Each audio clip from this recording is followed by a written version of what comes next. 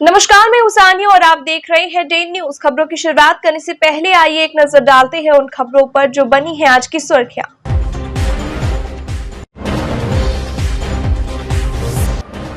शातिर ठग गिरोह का खुलासा। साइबर ठगी के मास्टरमाइंड बैंक कर्मी समेत कई शातिर गिरफ्तार।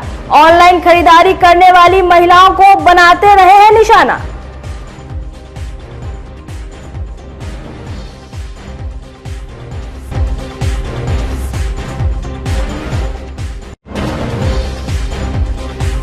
पुलिस की गश्ती गाड़ी का ड्राइवर खरीद रहा था शराब। जवानों ने वीडियो बनाकर कर दिया वायरल। सिटी एसपी ने ले लिया एक्शन।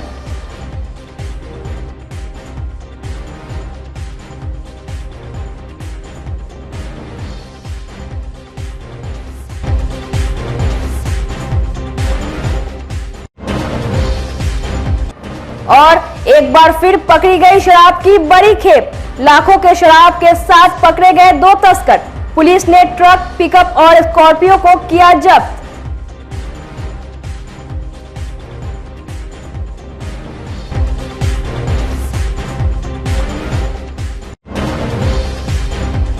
तो ये थी आज की सुर्खियां और अब खबरें विस्तार से।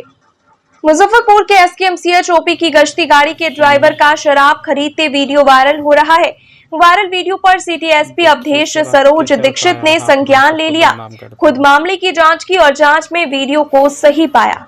उन्होंने बताया कि एक प्राइवेट ड्राइवर एसकेएमसीएच ओपी की गश्ती गाड़ी को चला रहा था। उसने 18 मार्च की शाम को गश्ती के दौरान अस्पताल परिसर में ही धंधेबाज से शराब खरीदी थी। इस दौरान उसी गाड़ी में बैठे दो जवानों ने उसका वीडियो बना लिया। गुरुवार से वह वीडियो सोशल मीडिया पर वायरल होने लगा, जिसमें ड्राइवर अस्पताल परिसर में ही एक युवक से शराब लेकर गाड़ी में रखता दिख रहा है। सिटी एसपी ने बताया कि परिसर में शराब लेकर आने वाले युवक और इसमें शामिल अन्य लोगों के खिलाफ कार्रवाई की जाएगी। अरे बहन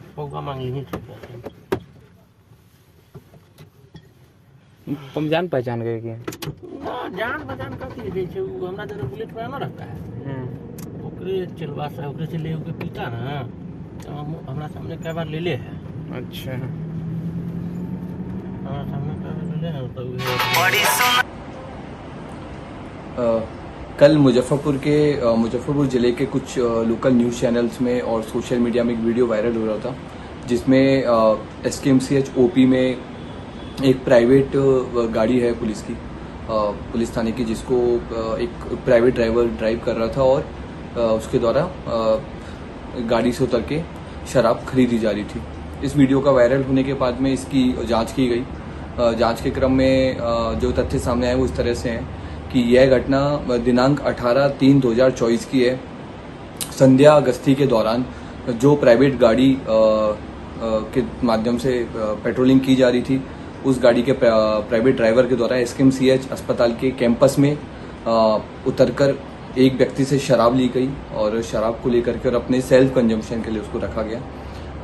इसकी एक वीडियो उसी प्राइवेट गाड़ी में बैठे हुए दो कांस्टेबल्स के द्वारा रिकॉर्ड की गई और इसमें जांच के बाद में जो प्राइवेट ड्राइवर है उस पर एफआईआर दर्ज की जा रही है और उसकी गिरफ्तारी के लिए पूरी प्रयास किया जा रहा है। और बाकी जो जितने भी लोग इसमें दोषी हैं उन सब पे भी कार्रवाई की जाएगी। मद्य निषेध विभाग पटना की टीम के साथ मिलकर मुजफ्फरपुर पुलिस ने मनियारी थाना क्षेत्र के काजी इंडा रिलायंस पेट्रोल पंप के पास से शुक्रवार की रात एक ट्रक से करीब 6,500 लीटर विदेशी शराब के साथ ट्रक चालक और शराब की खेप को अनलोड करने पहुंचे पिकअप चालक को गिरफ्तार कर लिया। पूछताछ के बाद कुछ स्थानीय शराब कारोबारी को चिन्हित कर पुलिस दोनों चालकों को जेल भेज दी है। पुलिस ने ट्रक, पिकअप और स्कॉर्पियो को भी जब्त कर लिया है। मनियारी थाना के एलटीएफ प्रभारी अभिषेक कुमार की टीम कारोबारियों की तलाश शुरू कर दी है। बीते रात्रि मनियारी थाना क्षेत्र में गुप्त सूचना के आधार पर रिलायंस पेट्रोल पंप के पास समीप में एक 10 चक्का का ट्रक विदेशी शराब लोड हुआ पकड़ा गया और उसी के पास में एक पिकअप गाड़ी जो अनलोड करने के लिए आई थी और स्कॉर्पियो गाड़ी वो भी पकड़ा गया है। उसमें ट्रक 10 चक्का ट्रक का ड्राइवर जो है राजदीप सिंह है, जो आपको गुरु नानक नगर और लुधियाना जिला के रहने वाला है, वो भी गिरफ्तार हुआ, जो ट्रक लेकर आया था। और साथ में एक पिकअप चालक है दशरथ कुमार, पिता जगन्नाथ शाह, गोपालपुर तरोड़ा का रहने वाला है, थाना मुसहरी का, ये भी मौके पर अरेस्ट किया गया। और स्कॉर्पियो चालक जो है वो गाड़ी भागने के क्रम में जो है उसके गाड़ी का चक्का ब्लस्ट हो गया और वो चालक भाग गया छोड़कर।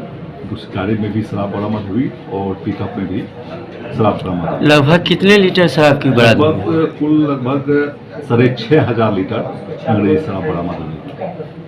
और कितने लोगों की गिरफ्तारी हुई? गिरफ्तारी अभी 2 की हुई है और अनुसंधान जारी है, आगे कार्रवाई की जाएगी। और जो इसमें संलिप्त अपराधकर्मी हैं और संलिप्त इसमें जो भी हैं उनको गिरफ्तार की जाएगी। मुजफ्फरपुर सदर अस्पताल में शुक्रवार की देर रात NIUC वार्ड में आग लग गई। घटना में 3 बच्चे झुलस गए। आगजनी के बीच अस्पताल में अफरा तफरी मची रही। मौजूद सुरक्षा कर्मियों ने बिजली काटकर फायर फाइटर के सहारे आग बुझाने का प्रयास किया। NICU वार्ड में भर्ती तीनों बच्चों को आनन फानन में SKMCH भेजा गया। मौके पर पहुंचे सिविल सर्जन अजय कुमार ने बताया कि बिजली की शॉर्ट सर्किट से आग लगी थी। तत्काल आग पर काबू पा लिया गया। उन्होंने बताया कि बिजली से चलने वाले सभी उपकरण ठीक है और उनकी जांच कराई जा रही है। उन्होंने यह भी बताया कि नवनिर्मित अस्पताल में किस प्रकार की वायरिंग की गई है, इसकी भी जांच कराई जाएगी। आग कैसी लगी है इसके विषय में हम लोग जो है कर रहे हैं, बिजली विभाग BMICL से परामर्श कर रहे हैं और देख रहे हैं कि इसका क्या कारण है। उसके तो लोग है, एक्सपर्ट लोग हैं, उसकी जांच करेंगे। लेकिन आग तो लग गई और उसका हम लोग समय पर ही काबू कर लिए। अंदर बिल्डिंग के अंदर में कोई खतरा नहीं हुआ, बच्चे सुरक्षित रहे, मशीन को कोई खतरा नहीं हुआ, मशीन सब फंक्शनल में है जैसे कि अभी तक जानकारी मिल रही है। और लेकिन है कि उसके लिए हम लोग लेटर लिख के उसको शीघ्र रिपेयर के लिए हम लोग कोशिश करा रहे हैं। 3 बच्चे भर्ती थे, तीनों को SKMCH मुजफ्फरपुर में रात में ही भेज दिया गया है। अपने एम्बुलेंस से बच्चे सुरक्षित हैं, जहाँ तक जानकारी हम लोग फीडबैक लिए हैं, बच्चे सब ठीक हैं।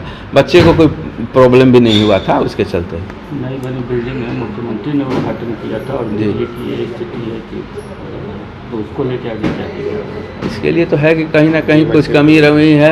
BMICL से भी हम लोग संपर्क कर रहे हैं कि इसकी थोड़ा थॉरो जांच कराकर और इसका निदान किया जाए कि फिर इस तरह की घटना नहीं हो। घर में बहुत सारे फैक्टर होते हैं, वोल्टेज प्रॉब्लम हो सकता है, लोड है, बहुत सारे है प्रॉब्लम। तो वो लोग एक्सपर्ट लोग, इंजीनियर लोग देखेंगे और उसका अनुसार अपना निराकरण करेंगे। आंखों के ऑपरेशन के लिए मुजफ्फरपुर के मरीजों को अब निजी अस्पतालों का सहारा नहीं लेना पड़ेगा। सदर अस्पताल में IOT तैयार होने के बाद अब मोतियाबिंद के ऑपरेशन अप्रैल से शुरू होने जा रहे हैं। इसकी तैयारी पूरी कर ली गई है। BMICL की ओर से उपकरण की आपूर्ति किए जाने के बाद ऑपरेशन शुरू होगा। सदर अस्पताल के अधीक्षक BS झा ने बताया कि उपकर के चयन के लिए कमेटी की बैठक कर निर्णय ले लिया गया है। अप्रैल के आखिरी सप्ताह से सदर अस्पताल के IOT में ऑपरेशन भी शुरू हो जाएगा, जिसमें आंखों के अन्य ऑपरेशन भी होंगे। इसमें स्ट्रिप्ट लैंप समेत अन्य उपकरणों की आपूर्ति के लिए BMICL को पत्र लिखा गया है। उन्होंने कहा कि अभी नेत्र OPD सुचारू ढंग से चल रहा है। ऑपरेशन थिएटर बन जाने से गरीबों को मोतियाबिंद समेत अन्य आंखों से संबंधित ऑपरेशन कराने में राहत मिलेगी।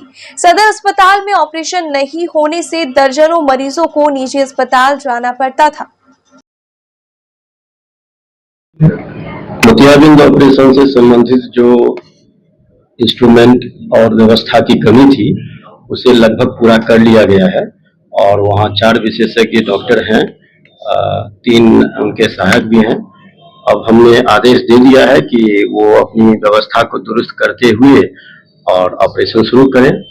तो आपके माध्यम से फिर हम कहना चाहेंगे कि 15 अप्रैल तक तो ऑपरेशन यहाँ शुरू हो जाना चाहिए और हम देखते हैं कि यदि उसमें कोई कमी रह गई हो तो उसको भी पूरा करेंगे।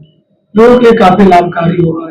निश्चित रूप से सरकारी व्यवस्था तो लाभकारी योजनाएं जो गरीब लोगों के लिए है वो बहुत ही उपयोगी है। मुजफ्फरपुर के नबी हसन अपने जीवन में अब तक 15 बार चुनाव लड़ चुके हैं। इसमें उन्होंने लोकसभा और विधानसभा का भी 2-2 बार चुनाव लड़ा है। इसके अलावा ये 11 बार पंचायत स्तर पर अलग अलग पदों के लिए चुनाव लड़ चुके हैं। इसमें से 2 बार इन्हें सफलता भी मिली। लोगों की माने तो ये सुर्खियों में बने रहने के लिए चुनाव लड़ते हैं। अब एक बार फिर से इस आम चुनाव में वैशाली लोकसभा सीट से भाग्य आजमाने की सोच रहे हैं। इसके लिए समर्थकों के साथ उनकी मंथन जारी है। मुजफ्फरपुर के साहिबगंज में इनका घर है और कोलकाता में इंटीरियर डेकोरेटिंग का काम चलता है। नबी हसन ने बताया कि पिताजी के इंतकाल के बाद गांव आए हुए थे। उसी समय पंचायत चुनाव होने वाला था। समर्थकों ने चुनाव लड़ने की बात कही और चुनाव लड़ गए। इसमें उन्हें जीत मिल गई और वे पंच बन गए थे। उसके बाद अलग अलग चुनाव में हिस्सा लेने का सिलसिला चल पड़ा और एक के बाद एक 15 बार उन्होंने चुनाव लड़ा। आगे 16वीं बार वैशाली लोकसभा क्षेत्र से निर्दलीय चुनाव लड़ने की तैयारी है। सर, अभी तक टोटल चुनाव हमने 15 बार फाइट कर चुके हैं, जिसमें जमीन बेच से लेकर और समझ लीजिए देश के सबसे बड़ी चुनाव जो लोकसभा सांसद पद के लिए है वो भी चुनाव हमने फाइट किया है। सबसे पहला हमने 2006 में जब ग्राम पंचायत था, हम लोग का पंचायत नवानगर निजामत हुआ करता था सागमे प्रखंड में, तब हमने वार्ड नंबर 12 से पंच पद के लिए नॉमिनेशन दिए थे और उस समय में हमने विजय घोषित हुए थे और विनर हुए। उसके बाद नगर पंचायत हो गया 18 महीने के बाद, तो उसमें हमने पार्षद पद के लिए नॉमिनेशन दिया और उस समय हम रनर हुए, विनर नहीं हो पाए। उसके बाद में फिर क्या किया, 2010 में ही हमने 98 साहिबगंज विधानसभा से फाइट की है। अच्छा स्थिति रहा लेकिन उसमें भी हमारी हार हुई। 2013 में फिर हमने नगर पंचायत में फाइट किया, उसके बाद हम उसमें विनर हुए, उसमें मेरी विजय हुई, उसमें जीत हासिल करके फिर हमने एमएलसी का चुनाव की तैयारी की है। उसके बाद एमएलसी चुनाव का अपना एक ही है पर्चा उर्चा जो था दाखिल किए। उसके बाद वैशाली लोकसभा 14 में ही हमने अपना नॉमिनेशन दिए हैं और 22,455 मत प्राप्त किए हैं। और उसके बाद में 18 में हमने पार्षद पद के लिए नॉमिनेशन दिए, तो उसमें भी हमने हमारी विजय हुई और हमने जीत हासिल की है।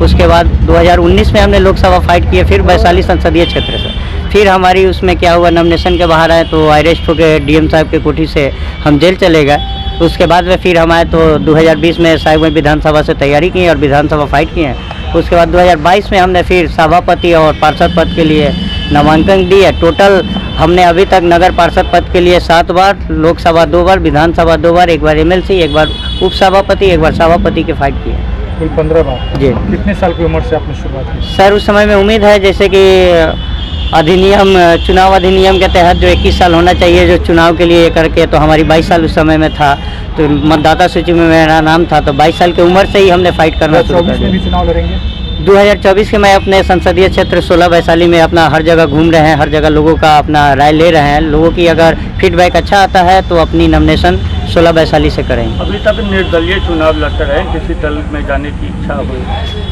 दल में एक्चुअली होता क्या है, दल जो होता है सब पूंजीपतियों का होता है और निर्दलीय जो है हम अपने स्वयं अपने इसमें हुए हैं और जनता के सहयोग से अपना चुनाव अभी तक लड़ते आए हैं। इसमें मान लीजिए इंटीरियर डेकोरेशन का हम बिजनेस करते हैं और उसके बाद में हम कराटे टीचिंग करते हैं और जो भी होता है स्प्रे पेंटिंग वगैरह, चाहे जो भी काम होता है अपना जीवन प्रवेश करने के लिए, और उसी से जो हमारा आता है तो अपने स्वलागत से अभी तक चुनाव लड़ते आए हैं। और आगे अगर कोई पार्टी अगर ढंग का अगर ये होता है, क्योंकि अकेला चाना बाहर नहीं फूटता है, लेकिन अकेला चाना बहुत जगह सीएम भी बना है, अकेला अपना तैयारी किया है, लेकिन सीएम बनना या सांसद बनना ही मामला नहीं है। जनता के बीच में रहना चाहिए, जनता का समस्या को ऊपर तक आवाज़ उठाना चाहिए और जनता के समस्या को लेके आगे बढ़ना चाहिए। 2019 में किस केस में मतलब जेल गए थे? 2019 में एक आदमी वो गलत थे तो एक ये थे झूठे, अपने केस से बचने के लिए मेरे ऊपर एक झूठा आरोप नलसिक कोर्ट परिवाद किए थे, जिसके आलोक में साहिबगंज कांड संख्या दर्ज हो चुका था। हमें पता नहीं था, लेकिन बाद में पता चला तो हमने नॉमिनेशन पेपर में वो केस को जना दिया था, लेकिन हमने उसमें बेल नहीं लिए थे, जिसके कारण हम अरेस्ट होकर जेल चले। फ्लिपकार्ट डिलीवरी बॉय के नाम पर लोगों से साइबर ठगी करने वाले एक अपराधी गिरोह का मुजफ्फरपुर पुलिस ने भंडाफोड़ किया है। 26 मार्च को एक महिला ने फर्जी पार्सल के नाम पर बैंक खाते से 75,000 रुपए की ठगी करने की शिकायत दर्ज कराई थी। पुलिस ने इस मामले में साइबर ठगी गिरोह का खुलासा किया है। महिला के साथ हुई साइबर ठगी के इस मामले में एक निजी फाइनेंस के बैंक कर्मी की संलिप्तता की बात भी सामने आई है, जो इस साइबर ठगी गिरोह का मास्टरमाइंड बताया गया है। पुलिस ने इस मामले में गिरोह के सरगना समेत ठगी में शामिल गिरोह के 2 अन्य सदस्यों को गिरफ्तार किया है। एसएसपी राकेश कुमार ने बताया कि पकड़े गए गिरोह के सभी सदस्य बैंकिंग मामलों के जानकार और पूर्व में फ्लिपकार्ट में भी काम कर चुके हैं। इसका फायदा उठाकर यह गिरोह लोगों को कुरियर डिलीवरी के नाम पर बड़े शातिर तरीके से लोगों के डिलीवरी कैंसिल करने के नाम पर मोबाइल लेकर उससे OTP जनरेट कर लोगों को शिकार बना लेते थे। इस गिरोह के सरगना प्रशांत किशोर समेत उसके 2 अन्य सहयोगियों अविनाश कुमार और चंदन कुमार को गिरफ्तार किया गया है। पकड़े गए गिरोह का सरगना प्रशांत किशोर मुजफ्फरपुर के बोचहां स्थित उत्कर्ष स्मॉल फाइनेंस बैंक का कर्मी है, जो शातिर तरीके से इस गिरोह को हैंडल कर रहा था। इनके पास से एक बाइक, 30,000 रुपए नकद, कुछ पार्सल और कॉस्मेटिक के कुछ सामान बरामद किए गए हैं। साइबर थाना की DSP साइबर के द्वारा 2 मामलों का उद्भेदन किया गया। दोनों ही मामले साइबर फ्रॉड से रिलेटेड हैं, जिसमें एक मामला है जो साइबर थाने का कांड संख्या 3124 है, जिसके अनुसंधानक इंस्पेक्टर जन्मेजय हैं। इस मामले में एक निजी माइक्रो फाइनेंस कंपनी है, उसके कैशियर हैं, उनके द्वारा साइबर फ्रॉड एक महिला के साथ किया गया था। इस मामले में ये बोचा में पदस्थापित हैं एज ए कैशियर के रूप में, लेकिन एक जो निकटवर्ती ब्रांच थी मोतीपुर में, उस ब्रांच से इन्होंने कुछ डिटेल्स उस महिला के हासिल किए। चूँकि उस महिला का जो अकाउंट था वो मोतीपुर के ब्रांच में था, वहाँ से डिटेल्स हासिल करके ये फ्लिपकार्ट एजेंसी के कुरियर बन के उस महिला के घर में कुरियर पहुँचाने गए। और जब महिला ने मना किया कि नहीं है, मैं तो कोई कुरियर ऑर्डर नहीं किया है, तो इन्होंने उस महिला से उनका फ़ोन मांगा कि आप फ़ोन दे दीजिए और आपका ऑर्डर मैं अभी जो है कैंसिल कर देता हूँ। जब उस महिला ने अपना फ़ोन इनको दे दिया तो इनके द्वारा जो है फ़ोन में छेड़खानी करते हुए उस महिला के लगभग 75,000 रुपया यहीं के 2 व्यक्ति हैं जिनके अकाउंट में ट्रांसफ़र कर लिए गए, जिसमें एक व्यक्ति का नाम अविनाश है और दूसरे का नाम चंदन है। तो इस पूरे ही मामले में जो 75,000 रुपये महिला के गए थे, उसमें से हम लोगों ने लगभग 40,000 रुपये की राशि को फ्रीज कराया है और बाकी की शेष राशि जो है वो उनके पास से जब्त की गई है। इसके अतिरिक्त जिस मोबाइल के माध्यम से छेड़खानी की गई थी, उस मोबाइल को भी हम लोगों के द्वारा जब्त किया गया है। फ्लिपकार्ट के कुरियर के रूप में जो सौंदर्य प्रसाधन कॉस्मेटिक्स थे, उनको भी पुलिस के द्वारा जब्त किया गया है और इस पूरे केस में 3 लोगों की गिरफ्तारी की गई है।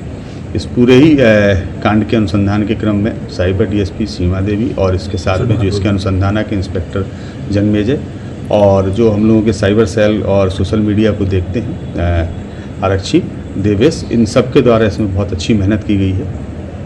सर, पहले से कोई ये लोग गिरोह भी काम कर रहा था क्या जिला में? इनके मोबाइल डिटेल्स को देखने से हम लोगों को ऐसा ज्ञात हुआ है कि इसके पूर्व भी इनके द्वारा 2 ऐसे मामले किए गए हैं और जिसमें हम लोग काम कर रहे हैं और जिनके साथ भी इस प्रकार की ठगी हुई है हम लोग उनसे संपर्क करेंगे, क्योंकि वैसे व्यक्तियों के द्वारा अभी तक पुलिस को कोई सूचना नहीं दी गई है। आप लोगों के माध्यम से हम लोग पब्लिक को भी यही संदेश देना चाह रहे हैं कि अगर उनके साथ में कोई ऐसा मामला आता है और इस टाइप से कोई साइबर फ्रॉड होता है तो वो लोग बिना संकोच साइबर थाने में आएँ और अपने मामले को रखें ताकि हम लोग उस पर काम कर सकें। टेक्निकली चीज़ को इन लोग कैसे हैंडल करते थे? इन लोगों को ट्रेन किया जाता है या फिर ये लोग नहीं? चूँकि ये तो ऑलरेडी एक माइक्रो फाइनेंस में कार्य कर रहे हैं और इसके पहले ये फ्लिपकार्ट में भी काफ़ी दिन काम किए हैं, तो इनको उतना पर्याप्त अनुभव था और उस अनुभव का दुरुपयोग करते हुए इनके द्वारा साइबर फ्रॉड का काम किया। तो ये अन्य जिलों में भी इस तरह की घटना किया है क्या? नहीं, इनके द्वारा अन्य जिलों में नहीं किया गया। जो 3 घटनाएं हैं वो इसी जिले की।